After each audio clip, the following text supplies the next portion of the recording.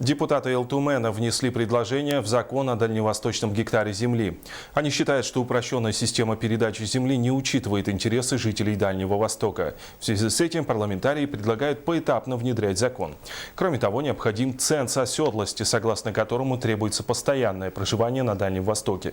Также депутаты считают, что нельзя выдавать участки в лесных зонах и на территориях традиционного природопользования. А вот о выделении участков в местах традиционного проживания коренных малочисленных народов нужно решать через референдумы.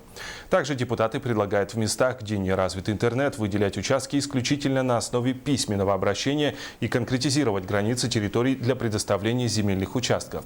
В список оснований для отказа в выделении участка, по мнению депутатов, необходимо включить расположение земли в границах запасов полезных ископаемых и в границах территорий с особыми условиями использования. Предложение депутатов рассмотрят на очередном 20-м пленарном заседании Элтумена 17 декабря и после утверждения направят в профильный комитет Госдумы.